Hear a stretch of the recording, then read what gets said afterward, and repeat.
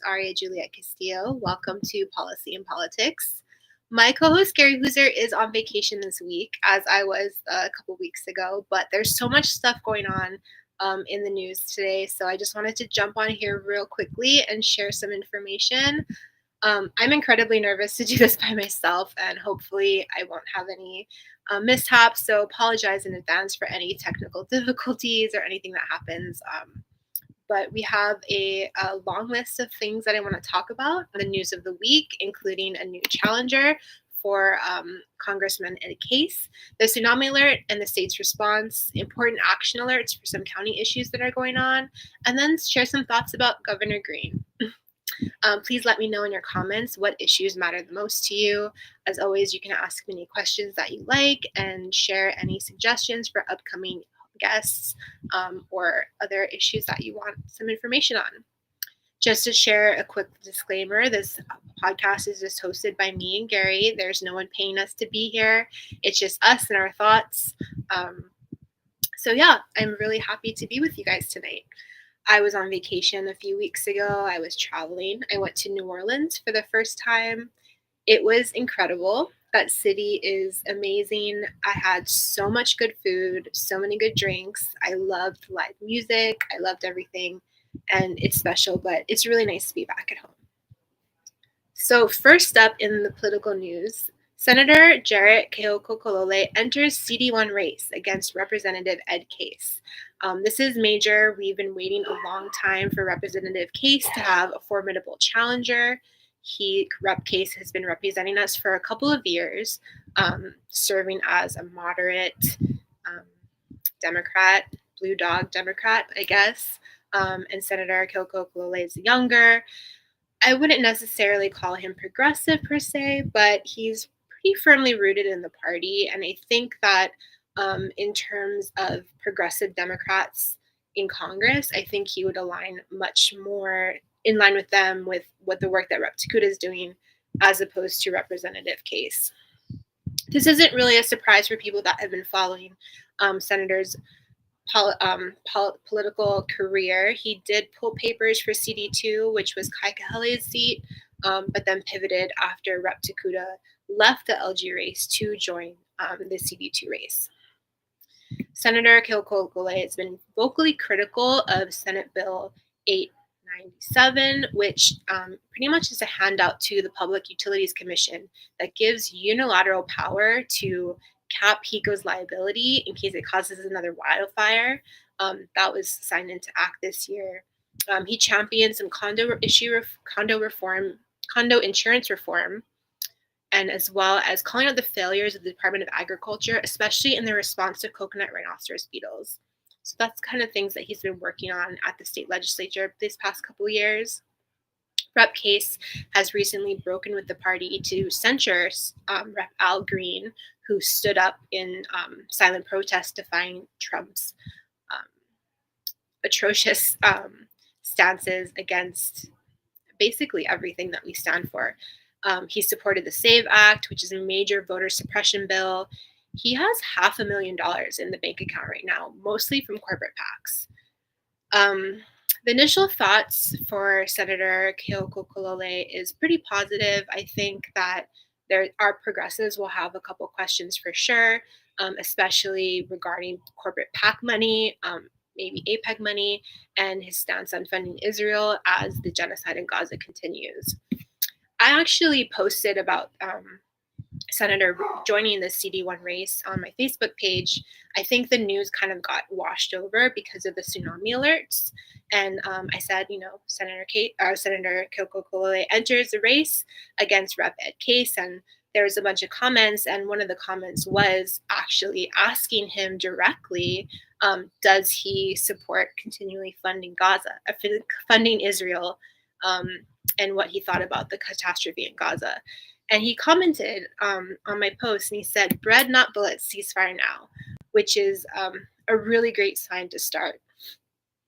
Supporters that were at his announcement for his campaign launch were Majority Leader Senator Sean Quinlan, Councilmember Tommy Waters and Matt Wire, former Governor Neil Abercrombie. Senator has 22,000, $250,000 in the bank that he can transfer over to his federal race. So about half the money that that Representative Case has. Um, he's seen as a party insider. He attended the DNC convention. He attends a lot of the party events. He sits on the SCC right now, and he is a pretty active participant in Democratic Party events. Representative Case, not so much.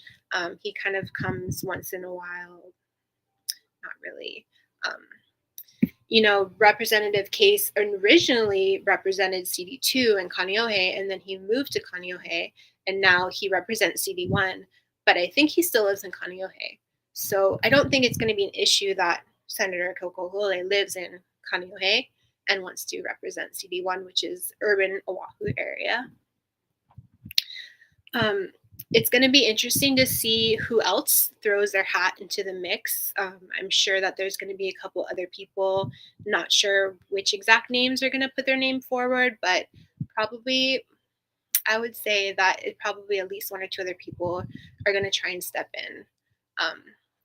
So it's really going to come down to, what do the voters of CD1 want? Do they want stability and seniority with Rep. Case, or do they want someone that aligns more with Democratic Party values, some more fresh energy?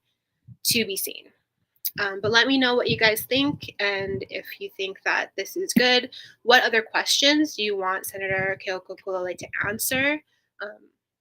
Especially regarding national politics, we need to know what do we need to ask, and basically to gain her support. Or are you guys already on board? I'd love to know. Because Senator just was reelected this past election cycle, he's still serving out a 4-year term in Senate. So if he doesn't have to vacate his seat to run for Congress. If he were to win the Democratic seat and then go on to win, go into Congress, then that would trigger a reappointment process, trigger a vacancy in the Senate, which would trigger a reappointment process. This is a process that we've seen a number of times. Governor Green has already appointed Rep. Chika, Rep. Eslin, Rep. Miyake, Rep. Kush, Senator Hashimoto, and Rep. Gideon, who just recently was appointed to Representative Ward's old seat. It begs the question: should we encourage him to vacate the seat in 2026 so that the voters of Senate District 24 have a chance to actually elect someone? Or should we just play it safe, let him run for Congress, see if he wins, see if he doesn't win, to keep that seat safe, and just appoint someone else? I'm getting pretty frustrated with the fact that we've had so many appointments in the past. It's really a gift to any lawmaker who gets appointed to that seat. It kind of becomes an automatic incumbency. Not all the time. There are some cases where the appointed person didn't get reelected afterwards, but it is kind of a given that they will get reelected. So it is a really, really easy way to kind of slide in there. The process that would happen is that the Democratic Party, in this case, because Senator is a Democrat, would be responsible for putting up 3 names for the governor to pick. This is outlined in the laws of the state of Hawaii. The process, which the 3 names are chosen, are outlined in the Democratic Party bylaws.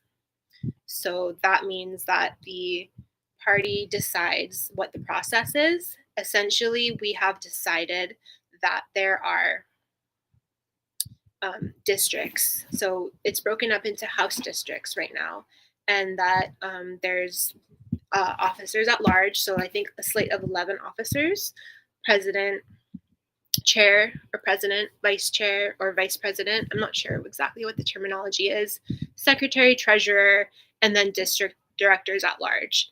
And they make up the body that decides who is going to be able to essentially vote for the 3 names.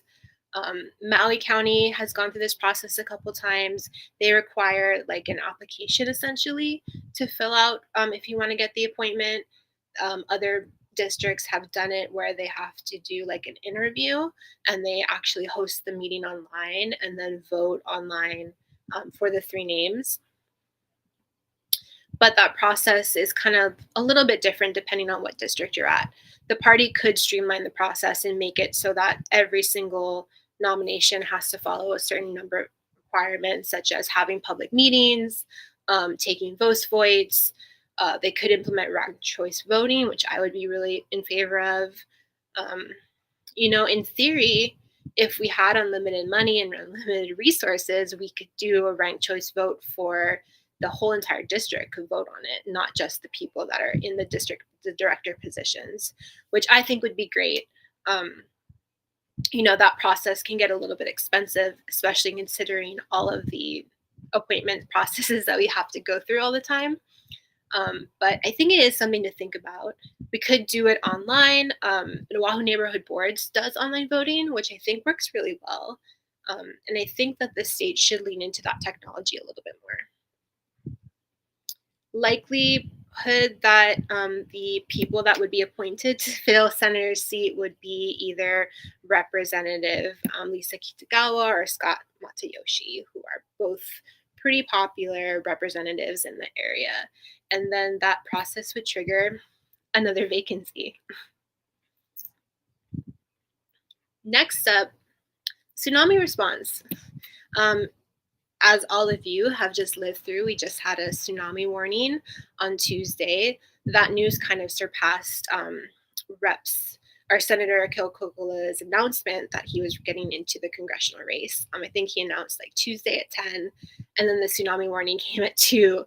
So the news cycle kind of washed over that, his announcement. But overall, I think that the community and the response that they did, I think they did good. I think everyone in my circle took the news pretty seriously. There was a lot of confusion that was caused because it was really unclear to me and to many other people who actually needed to evacuate. If you look on the maps, this is my evacuation map.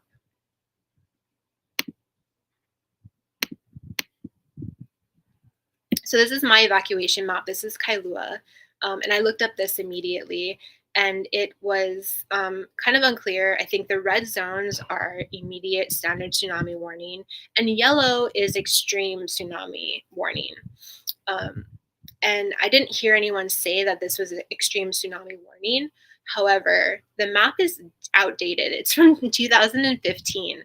And I'm kind of curious to know if this has been updated at all, if this is an older map that I found that I just have, not gotten any updates from, or if this is like current and accurate. But I didn't really hear people on the news talk about like, oh, if you're in a red zone, you need to evacuate immediately. If you're in a yellow zone, you don't have to. You're okay for now. Considering Kailua is a marsh, I kind of take it for granted that actually wouldn't be flooded, and especially like all the red inland areas are like areas of water, so those are already prone to flooding and heavy rains. So I can't imagine what would happen if there was an actual tsunami warning. But a lot of people, I think, were saying that it was kind of a waste of time, that nothing happened, there was no harm, but that's not necessarily true. There was a lot of anxiety that was caused. I think people that were at work suddenly needed to make sure to rush home in order to get their children, get their pets safe. They couldn't just, evacuate immediately from where they are. And then considering also we got the first alert at 2 and the wave wasn't supposed to hit till 7, there was a lot of time to kind of like move through, get your ducks in order. A lot of traffic was caused. I know when I drove home from work that day into Kailua town, traffic was crazy. People were driving like mad people. There was like huge lines at the gas station, of course. But the traffic kind of died down around 4 or 5 o'clock.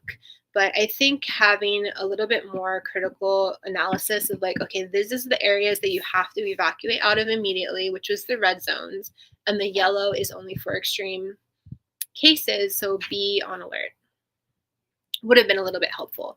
The news that I was watching was really just kind of showing harbor action, and as the sun is going down, it became harder and harder to see what was actually going on. I saw a much better footage on social media, people actually live streaming like what was happening outside, um, especially in Haleiwa Harbor. We saw like a lot of fluctuation in the water. I think at one point the harbor was completely dry, the docks were totally exposed, and there's boats on the ground. So that is, a little bit of action, and could cause damage. A lot of my friends spent the entire day on Tuesday moving canoes off of the beach into safety, moving boats out of the harbor into the ocean. And all of that has to be undone the next day. They can't just leave the canoes like up into the grass area where they left them. They have to relocate them back down to the beach where they belong. So that causes more time off of work, more stress, more chaos, and everything. So it's not just like, oh yeah, we did that and it's done. There are some after effects that we need to deal with. But I am curious to know if anyone else, what other people's reactions were, and how do we actually move forward, especially with the communication process and sharing out what those evacuation zones really are. So school is back in session. um, and the first thing that we should celebrate is that we have free school meals. We've gotten rid of reduced lunch fees, and we've got given to free school meals for all of those who are eligible. I'm not exactly sure what the requirements are for eligibility, but the process that they go through is gotten so you don't have to pay anything anymore. It's just if you were getting paid reduced fees, now you don't have to pay anything. I looked up the numbers. It's about 11,000 students who were qualified for reduced school meals. There's about 167,000 students in the public school. Seems like that is a little bit low. Only 11,000 are getting free school meals now. I wish that there was more, that the access was greater. Um, you know, 1/3 of our students, 1/3 of our families are food insecure. So the numbers don't really add up, but it's only 11,000 students getting free school meals, and there's 167,000 students in the public school system. Governor Green has said that that's a 5-year plan to eventually get to universal free school meals. But I would like to see how much actually this costs us to track the payments from the non-eligible students and have the parents and families apply to see if they're eligible or not, rather than just pay that, like give them food. It seems like it's just more of a hassle than not, just to just be able to feed everybody. Food insecurity is a silent problem in Hawaii, and it brings a lot of shame to families that can't afford or having like a hard time struggling and paying for those bills. So we really need to push for more access, and I hope that we make it to universal free school lunches quicker than 5 years. Interestingly enough, there was an article in Civil Beat today that talked about school supplies and the astronomical costs of school supplies that Hawaii families are burdened with. And incidentally, yesterday I texted my sister and I asked her, like, oh, does my niece need anything for any school supplies? I thought maybe I could get her a new pencil case or some folders. And my sister replied, and she said, no, she's good. California, they don't have to buy any school supplies. And I was kind of really surprised about that fact. I was like, oh, wow, that's interesting. They don't have to buy any school supplies. She goes to LAUSD elementary school in Los Angeles. And this article in Civil Beat today, they cited that in California, the state constitution and the educational code specifically says the school must provide a free public education. They cannot require families to purchase school supplies. Like, wow, that's really, really interesting. I never thought that that was a possibility, that, we can mandate that the burden of public school does not have to be passed on to our families. That is awesome. Why can't we do it in Hawaii? I guess there was a pilot program back in 2023 to fully supply a couple of low-income schools with their school supplies, but that program was not expanded, unfortunately. Um, this is definitely something that I'm going to be looking into and hopefully maybe drum up support. I know all of this stuff costs so much money and we don't have any money, and the federal government is not giving us any money anymore, but we need to do better. The third thing to note about going back to school is that the school bus routes are still um, understaffed. A couple weeks ago, Representative LaChica, who has been working on transportation issues, and she is the vice chair of education in the House, she posted on her Instagram that the school bus routes were restored. And I just saw that briefly and was like, awesome, good job. I love you, Trish. But then yesterday or like a couple days ago, I saw one of my friends, Kaapuni Iwohi, posted that he got an email that said his kid did not get into the school bus system. He lives on Maui, I think in Wailuku, and that they were encouraging him to sign up for this app called Go Kid, which is like a carpooling app. And he like saw a bunch of red flags, obviously, about this and was really concerned. Like, why are we encouraging our students to just drive up with strangers? Like, what are the safeguards surrounding this? Like, it just seems like kind of weird that the school's supporting this. And then I went back to Trisha's Instagram post and I saw that in the fine print it said most were restored.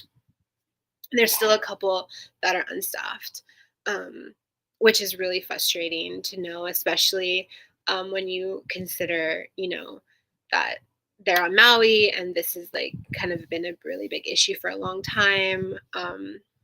And I wonder if the bus shortages are affecting urban district versus rural district, or Oahu versus neighbor island a little bit differently. But that is something else that we need to make sure that we get a handle of, because kids need to go to school and parents cannot be shuttling them all the time. And I think that, sharing the information about Go Kid, that is good in theory, but relying on that is not the right choice. Indivisible Hawaii had their leadership of all of their chapters convene over the weekend. This is the first time that leadership Indivisible Hawaii had their leadership convene all together. I think there's like 11, 12, maybe 13 or 14. There's a bunch of different chapters on each island. And they do a lot of work virtually, so they haven't ever met in person before, which I'm sure was pretty awesome for them. I just want to start out by saying that I think Indivisible has done an incredible job mobilizing against Trump. They know how to get out crowds for their rallies. I've seen the coalitions that they're building. They have a bunch of different organizations at their rallies. They do have a lot of diversity in the different people that show up for the rallies and everything. And the postcard work that they're doing is making a difference. They send thousands and thousands of postcards to voters in swing states to encourage them to either register to vote or to get out the vote. And those actions have real consequences, and they're really making a difference. But anyway, their leadership got together over the weekend. They got to meet with the co-founder of Indivisible, Ezra Levin. They also had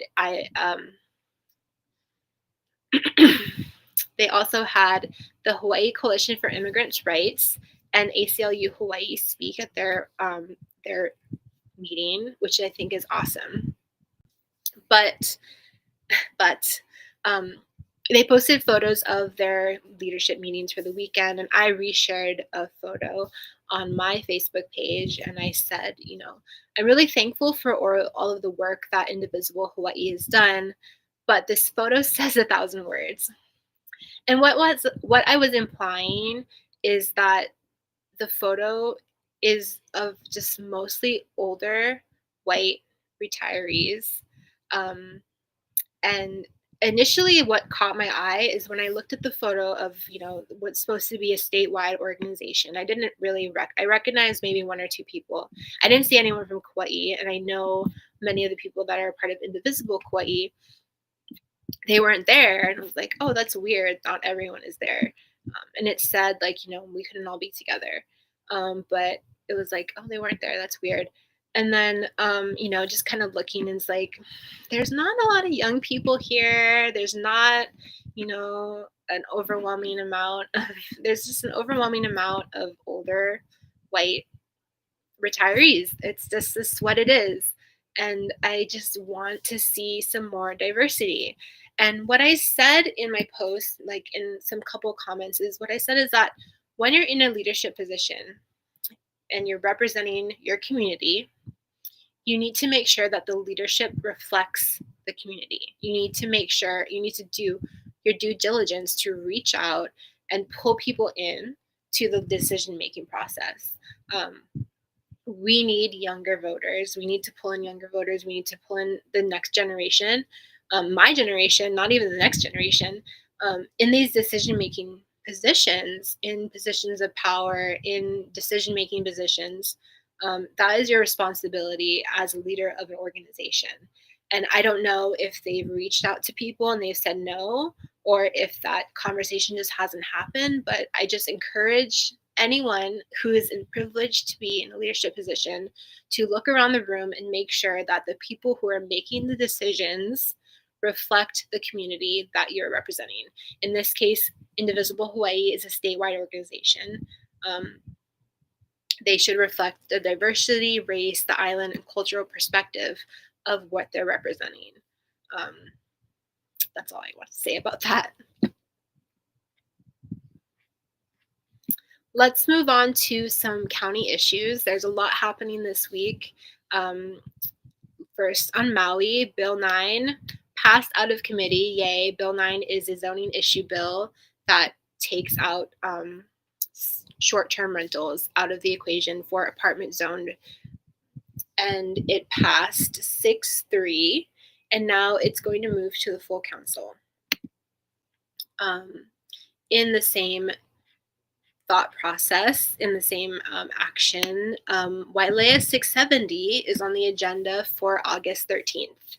This development that is getting pushed through the council for approval originally promised 700 affordable housing units. And then it was whittled down to 450 affordable housing units. And now it's down to 288 affordable housing units. The testimony against this development is overwhelmingly in opposition. There's so many concerns about infrastructure, traffic, sewer, water, and that these proposals just do not address these issues.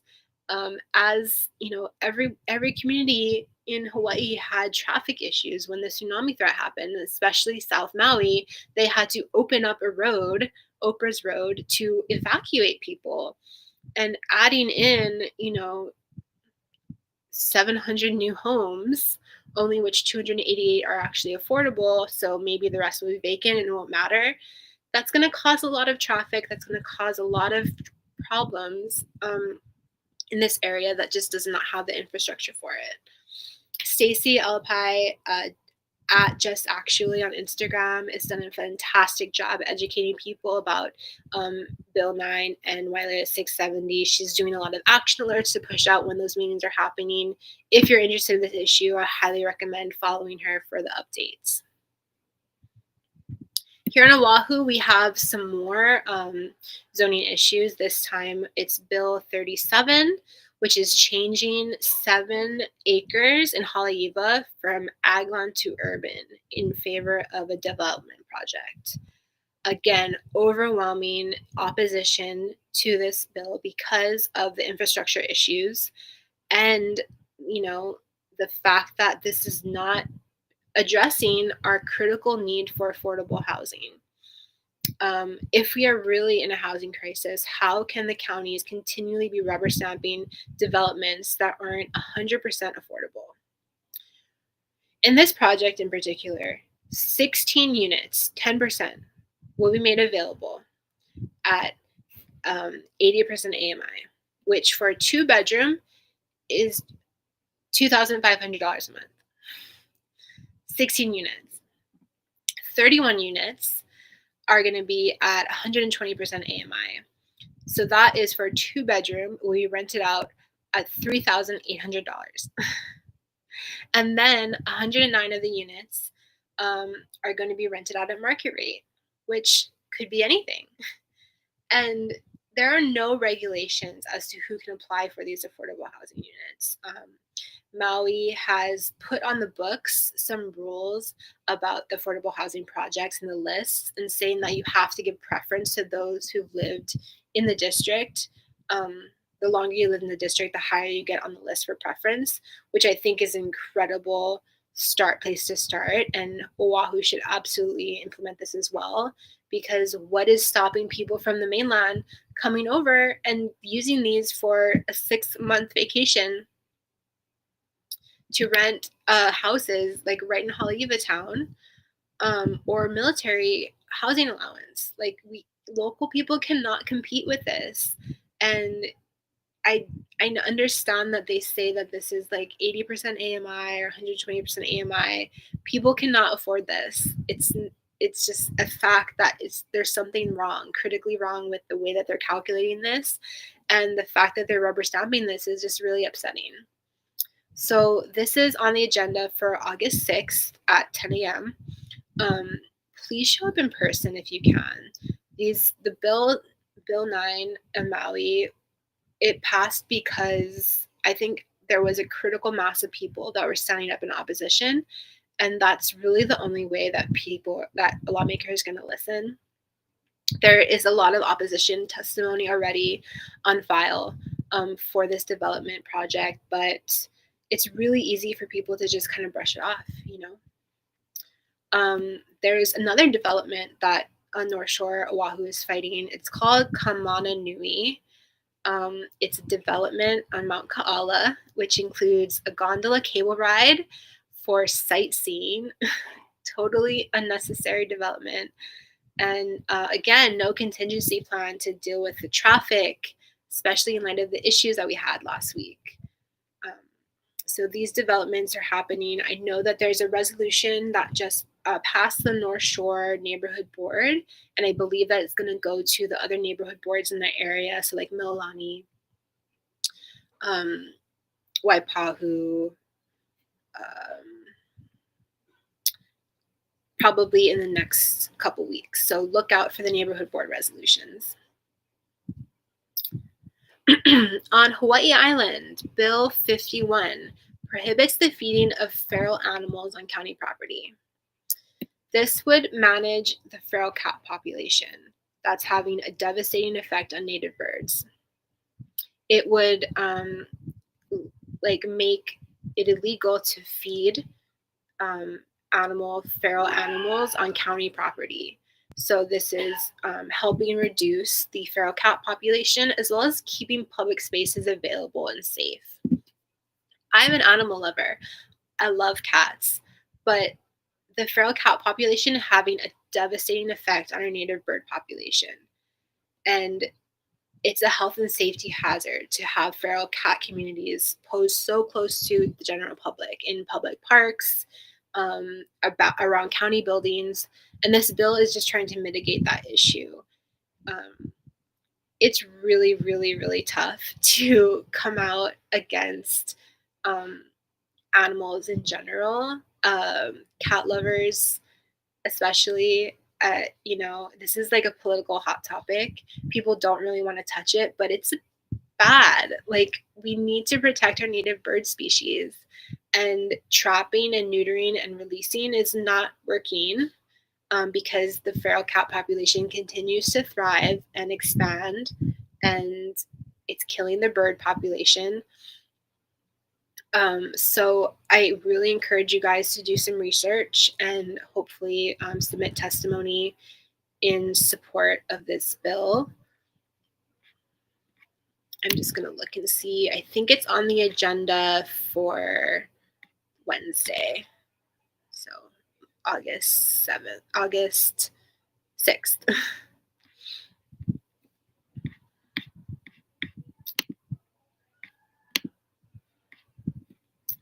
And then that brings us to Governor Josh Green.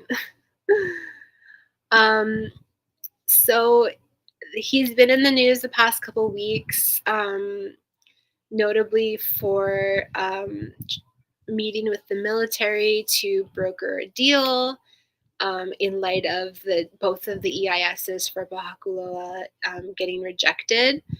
And that's not cool, dude.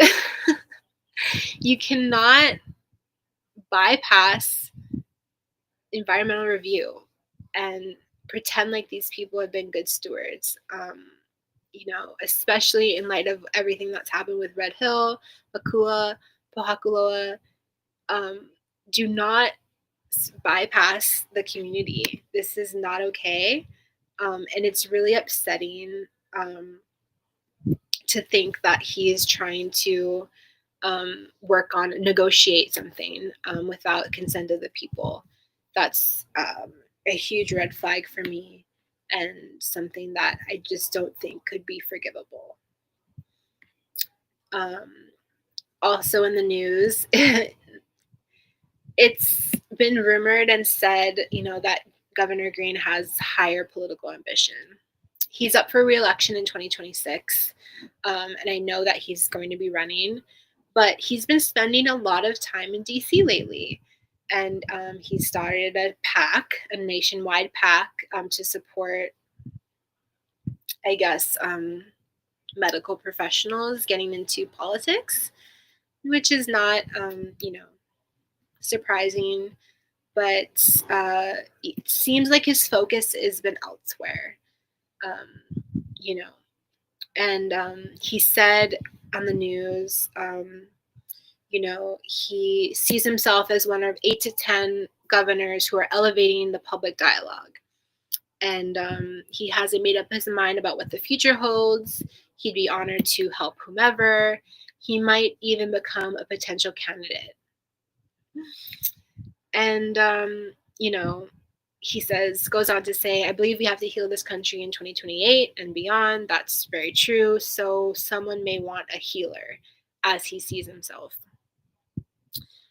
And respectfully, I just want to say, please focus on Hawaii, Governor Green. We need your leadership here. We have so many issues, so many families struggling to put food on the table, to get their kids to school, to find safe shelter. And we need you to focus here. And if you have sights set on anything on the continent in 2028, please sit out the race in 2026. That's what I have to say.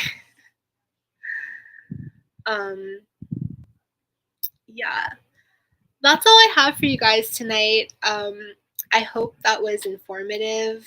I am so grateful for this opportunity to share my truth and to share all of the stuff that's going on in Hawaii. I know there's tons more things that are going on that I probably missed or glossed over, but we will be back in 2 weeks with Gary and myself to share more news.